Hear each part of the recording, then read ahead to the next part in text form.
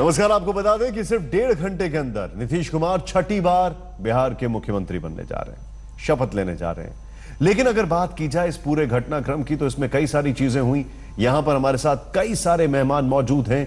नीतीश कुमार का बीजेपी गठबंधन के साथ सरकार बनाना उनकी घर वापसी जैसा है, क्योंकि लोकसभा चुनाव से पहले नीतीश कुमार बीजेपी के ही साथ थे, लेकिन मोदी को प्रधानमंत्री पद का उम्मीदवार घोषित करते ही नीतीश ने बीजेपी से नाता तोड़ दिया था। लेकिन जब तेजस्वी यादव के आरोप नीतीश कुमार की छवि को दागदार करने लगे तो नीतीश ने महागठबंधन का दामन झटक कर फिर थाम लिया बीजेपी का हाथ। 20 महीना भी पूरा हो चुका, 1/3 जिसको कहते हैं। अब लेकिन इस बीच में जो चीजें उभरकर सामने आई, अब उस माहौल में मेरे लिए काम करना, नेतृत्व करना इस महागठबंधन का संभव नहीं है। हमने कोशिश भी की अपनी तरफ से।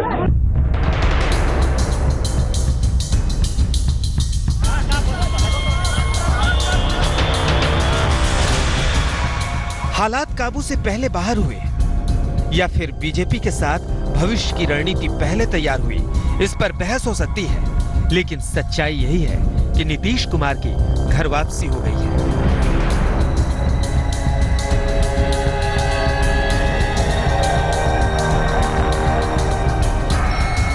इधर नीतीश कुमार ने इस्तीफा दिया, उधर सीधे प्रधानमंत्री मोदी ने उनकी हौसला अफजाई की। भ्रष्टाचार के खिलाफ लड़ाई में जुड़ने के लिए नीतीश कुमार जी को बहुत बहुत बधाई। 125 करोड़ नागरिक ईमानदारी का स्वागत और समर्थन कर रहे हैं।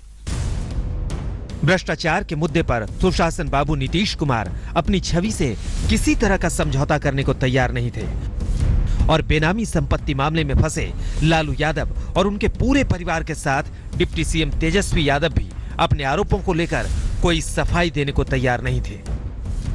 हंसाने की कोशिश हो रही है या अन्य बातें कही जाती है, वो अपने समर्थकों के लिए कही जाती है, वो अपनी जगह पर है। लेकिन आम जन के बीच में जो एक अवधारणा बन रही है उसको ठीक करने के लिए एक्सप्लेन करना बहुत जरूरी है। और यह बात मैंने कही, लेकिन अब वह भी नहीं हो रहा है और कुल मिलाकर माहौल ऐसा होता चला जा रहा है कि अब तो ऐसी परिस्थिति हो गई कि अब काम करना भी संभव नहीं हुआ। आप कौन होते थे भाई सफाई मांगने वाले? सफाई हमको जहाँ देना होगा या उसको देना होगा तो वहाँ न सफाई दिया जाएगा। सेंट्रल एजेंसी अगर बुलाता है, पूछेगा, वहाँ जवाब देंगे, कोर्ट में जवाब देंगे। Who are you? नीतीश का कहना है कि आखिर बगैर पूरी बात जाने वो तेजस्वी पर लगने वाले आरोपों का जवाब कैसे देते और कब तक देते, जबकि आरजेडी कुछ समझने को तैयार ही नहीं थी। हमने इतने दिनों तक इंतजार किया और ऐसा लग गया कि भाई वो कुछ कहने की स्थिति में नहीं है, कहना नहीं चाहते हैं। तो ऐसी स्थिति में मैं अब जवाब तो नहीं दे सकता। और जिस सरकार का नेतृत्व कर रहा हूं उस सरकार के अंदर के व्यक्ति के बारे में कुछ बातें कही जाती है, हम कुछ कहने की स्थिति में नहीं हैं। वैसी स्थिति में इस प्रकार की सरकार को चलाने का कोई मेरे सामने कोई आधार नहीं। लालू से निराश नीतीश कुमार ने महागठबंधन के सबसे छोटे भाई लेकिन देश की सियासत में सबसे बड़े विपक्षी नेता कांग्रेस उपाध्यक्ष राहुल गांधी से भी उम्मीद लगाई, लेकिन नीतीश को वहां से भी निराशा ही हाथ लगी। ये हमारे अंतरात्मा की आवाज है। हमने कई बार सोचा, अनेक दिनों से यह बात मेरे मन में चल रही थी, कोई रास्ता निकल जाए। हमने राहुल जी से भी बातचीत की और आप सब जानते हैं उनका भी अब तक का जो रुक रहा है उसको देखते हुए, क्योंकि उन्होंने ऑर्डिनेंस फाड़ा था। महागठबंधन के साथियों के दर से बैरंग लौटे नीतीश कुमार की अंतरात्मा का बोझ बढ़ने लगा। जब इस बोझ के साथ उन्हें अपने कदमों की चाल बिल्कुल ही थमती नजर आई तो उन्होंने अपने कदमों का रुख मोड़ना ही बेहतर समझा और महागठबंधन की दरों दीवार से उठकर नीतीश कुमार फिर जा पहुंचे अपने पुराने घर, पुराने साथी बीजेपी के पास। उस वक्त एनडीए सरकार से बाहर होने का फैसला भी सिर्फ नीतीश कुमार का ही था। आज वापस घर लौटने का फैसला भी सिर्फ नीतीश कुमार ने ही लिया, जिसका बीजेपी ने खुले दिल से स्वागत किया। ये तो होना ही था। एक तरफ लालू जी का दबाव, जहां नैतिकता, ईमानदारी, सुशासन, इन सबों का कोई स्थान नहीं। दूसरी ओर नीतीश कुमार, तो ना कोई विचारधारा की समानता, ना कोई समन्वय, बस एक ही कारण था, सुविधा और भाजपा का खौफ। कि राज्य के मुख्यमंत्री ने भ्रष्टाचार के मुद्दे पर कोई समझौता नहीं किया, राजद के सामने घुटना नहीं टेका, कांग्रेस ने कोई हस्तक्षेप नहीं किया, करने से इनकार कर दिया और उन्होंने इस्तीफा दिया है। तो एक बड़े मुद्दे को लेकर, एक करप्शन के मुद्दे को लेकर उन्होंने अपना इस्तीफा दिया है। हम इसका स्वागत करते हैं।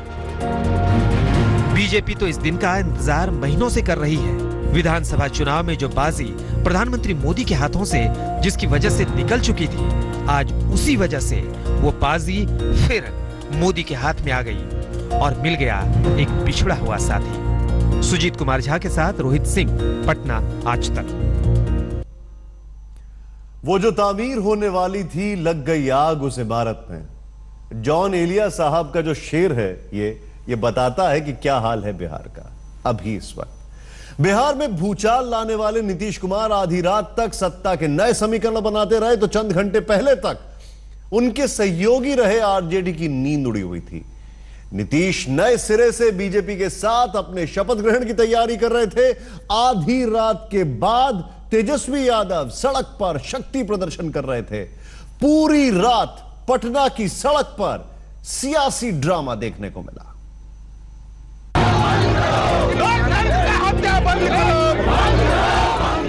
लोकतंत्र में सियासत की एक दिलचस्प तस्वीर। आधी रात करीब 2 बजे बिहार में सत्ता की जंग सड़क पर उतर आई।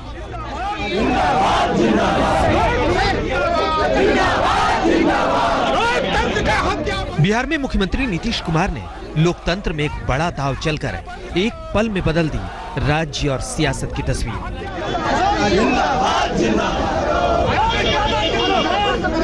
और सियासत के इस शहमात के खेल में तेजस्वी यादव भी आरजेडी और कांग्रेस के 107 विधायकों और पार्टी नेताओं के साथ करीब 250 लोगों का काफिला लेकर आधी रात 2 बजे निकल पड़े राजभवन मार्च पर। सब लोगों को पता है कि बिहार में सिंगल लार्जेस्ट पार्टी आरजेडी है। संविधान के हिसाब से जो परंपरा रही है कि जो सिंगल लार्जेस्ट पार्टी रहता है उनको गवर्नर जो है स्ट्रेंथ के हिसाब से बुलाने का काम करते हैं, खुद ही न्योता देने का काम करते हैं। इस तरीके का मेरे को मोहरा बना करके अपने छवि को जो चमकाने का काम करने की कोशिश कर रहे हैं, ये बिहार की जनता देख रही है। मेरे को मोहरा बना के बीजेपी के लोग, सुशील मोदी जो अपनी राजनीतिक चमकाने का काम कर रहे हैं, ये बिहार की जनता देखने का काम कर रही है। इस निर्दोष को फंसा करके और नाइंसाफी के तहत इन लोगों ने अपने अपने पॉलिटिकल नकारात्मक पॉलिटिक्स को इन्होंने उजागर करने का काम किया है, अपना असली चेहरा इन्होंने दिखाने का काम किया। और नीतीश जी जो कहते हैं कि उनके कुर्ते पे कोई दाग नहीं है, वो किस मुंह से हमसे एक्सप्लेनेशन मांग रहे थे भाई? किस बात की एक्सप्लेनेशन मांग रहे थे? 302 का मुकदमा और कितनी धाराएं, मर्डर का, अटेम्प्ट टू मर्डर का, आर्म्स एक्ट का, इतने गंभीर आरोप मुख्यमंत्री पे, नीतीश कुमार जी पे लगा। उनको तो बिहार की जनता के सामने, देश की जनता के सामने माफी मांगना चाहिए। तेजस्वी के इस राजभवन कूच की कवायद के पीछे थी नीतीश कुमार को मुख्यमंत्री बनने से रोकना। जब नीतीश कुमार ने महागठबंधन को धत्ता बताते हुए कल शाम करीब 6:40 पर मुख्यमंत्री पद से इस्तीफा दिया, तो उन्होंने बीजेपी की मदद से अपनी अगली पारी की भी तैयारी कर ली थी। शपथ ग्रहण का वक्त तय हुआ था आज शाम 5 बजे का। हमें जो समय दिया गया था वो 11 बजे का दिया गया था, और आप लोग देखे होंगे, आप लोग इसके साक्षी होंगे, पहले न्यूज में चला कि शपथ जो मुख्यमंत्री नीतीश कुमार जी का जो होगा वो 5 बजे शाम में होगा। फिर चला कि 11 बजे हम लोगों से राज्यपाल मिलेंगे, वो समय देंगे।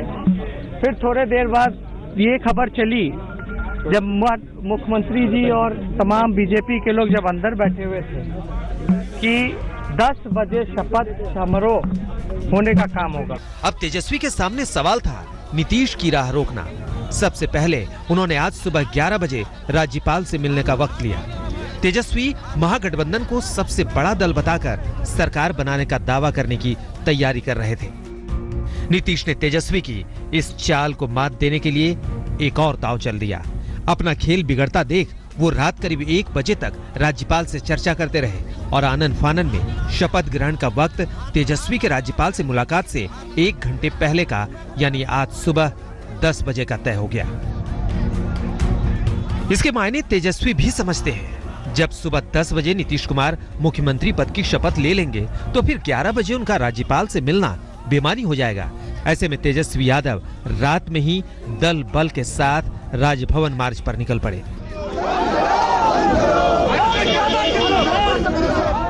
तेजस्वी और उनकी पार्टी आरजेडी की दलील है कि महागठबंधन में बिहार में सबसे बड़ा दल है। उसके नेता के तौर पर नीतीश मुख्यमंत्री थे। अगर नीतीश मुख्यमंत्री पद पर नहीं रहना चाहते, अगर उन्होंने इस्तीफा दे दिया है, तब भी सरकार बनाने का हक पहले महागठबंधन के पास ही है। महागठबंधन नया नेता चुन सकता है, नई सरकार बना सकता है। जो बोमई जी का, जो जस्टिस बोमई जी का जो कोर्ट है, उसकी भी जिक्र हम लोगों ने करने का काम किया। उसमें साफ है कि जो सिंगल लार्जेस्ट पार्टी है, जो परंपरा रही है, उसमें बुलाया गया है। तेजस्वी के इस राजभवन मार्च से नीतीश के शपथ ग्रहण पर तो कोई आंच नहीं आई, लेकिन बाजी को फिर पलटने का एक और मौका तेजस्वी को मिल सकता है, क्योंकि राज्यपाल ने आज शपथ के अगले ही दिन 28 जुलाई को नीतीश कुमार को सदन में बहुमत साबित करने के लिए भी कहा है। उन्होंने वक्त दे दिया है और 28 तारीख को फ्लोर पे बहुमत साबित करने का वक्त दिया है। बिहार की सियासत की इस सबसे दिलचस्प तस्वीर का एक और दिलचस्प पहलू है। इस पूरे हंगामे के बीच आरजेडी सुप्रीमो लालू यादव तस्वीर से बाहर हैं, क्योंकि उनके सामने कल शाम ही रांची निकलने की मजबूरी थी। आज उन्हें चारा घोटाले से जुड़े एक केस में पेश होना है। अब जिस वक्त लालू यादव रांची की अदालत में पेशी पर होंगे, उसी वक्त पटना में नीतीश कुमार सीएम पद की शपथ ले रहे होंगे। यानी लालू की वापसी के बाद बिहार में सत्ता का ये रण अभी और जलाल पर आ सकता है। सुजीत कुमार झा, पटना, आज तक। 4 साल पहले नरेंद्र मोदी के नाम पर नीतीश कुमार ने भाजपा से गठबंधन तोड़ा और अब 4 साल बाद फिर से भाजपा के साथ हो गए हैं नीतीश कुमार। महागठबंधन से अलग हो चुके हैं। लालू प्रसाद यादव आरजेडी सुप्रीमो इस वक्त हमारे साथ है, रांची जा रहे हैं वो। कल उनको चारा घोटाले से जुड़े केस में वहां पे पेशी भी होनी है। लालू जी 4 साल के अंदर में बीजेपी से आउट और फिर इन हो गए हैं, साथ में आ गए हैं। क्या लगता है पूरा एक स्क्रिप्टेड था क्या ये पूरा खेल? ये बिल्कुल फिक्स मैच था।